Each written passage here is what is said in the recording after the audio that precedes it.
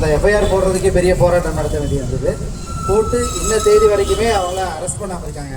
Arrest பண்ணுங்க அப்படின்னு அப்படி இல்லாட்டி போராட்டம் பண்ணுவான்னு சொன்னால் போராட்டம் பண்ணுறதுக்கு இடத்தையும் பாதுகாப்பையும் தராங்களே தவிர அரெஸ்ட் பண்ணுறதுக்கான வாய்ப்புகள் இல்லை.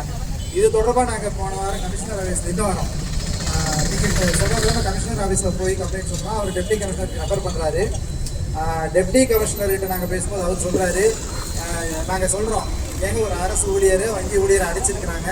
இதுவே நேற்று சேர்ந்த ஒரு காவல்துறை ஒரு செகண்ட் கிரேட் கான்ஸ்டபிளாக இருந்தால் கூட அடிச்சிருந்தா நீங்கள் விட்டுருப்பீங்களா? உடனே அவங்க அடித்தவங்களாம் மாவு கட்டு போட்டு வெளியே நடக்க விட்டுருப்பீங்க இல்லையா?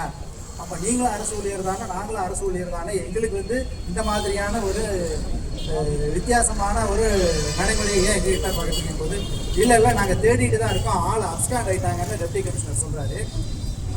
அதே மாதிரி அப்படியெல்லாம் கிடையாது, அன்னதானிப்பட்டி போலீஸ் இன்ஸ்பெக்டரை கூட அடிச்சுட்டாங்க அவர் அக்யூஸ்டு.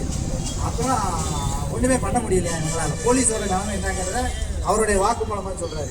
அன்னதானப்பட்டி இன்ஸ்பெக்டர் அவர் அக்யூஸ்டு அடித்ததுனால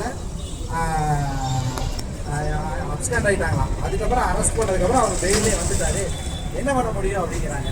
அப்போ இனிமேல் அவங்கவுங்களே சட்டத்தை கையில் எடுத்துக்கணுங்கிறத சொல்லாமல் சொல்கிறாங்க. என்னங்கிறது தெரியல. போலீஸாலே ஒன்றும் பண்ண முடியல அப்படிங்கும்போது என்ன அப்போ இதுதான் அப்போ நாம் இதை ஒரு முக்கியமாக கவனமாக நம்ம அரசுக்கு கவனத்துக்கு கொண்டு செல்ல இருக்கிறோம். இப்போ தலைமை செயலாளருக்கு நம்ம இதை கொண்டு போயிருக்கோம். இது இன்றைக்கி ஒரு ஆர்ப்பாட்டம் பண்ணால் முடிச்சிருவாங்க, ரைட்டு, இதோட முடிஞ்சிடும், மாதேஸ்வரனோட செட்டிங்ஸ் போட்டு அவங்க இன்ஸ்பெக்டர் சங்கீதா பணத்தை வாங்கிட்டு முடிச்சிடலான்னு மனப்பால் குடிச்சிட்டு இருக்காங்க. அது இதுவோடு முடிய போகிறது கிடையாது. இந்த போராட்டத்தை இப்படியே கூடி கலையிற கூட்டம் இல்லை. இது எப்படி போராடக்கூடிய கூட்டம் அப்படிங்கிறத கூடிய சீக்கிரம் இந்த சேலம் மாவட்ட காவல்துறையும் வீராணம் இன்ஸ்பெக்டரும் தெரிஞ்சுக்குவாங்க. அதை தெரிய வைக்கிறத வங்கி ஊழியராகி நாம எப்படி நம்ம பல கட்டங்களில் பல இடங்களில் நம்ம அதை செஞ்சு காட்டியிருக்கோங்கிறதையும் உறுதியாக செய்வோங்கிறத இங்கே தெரிவித்துக் கொள்கிறேன். வணக்கம்.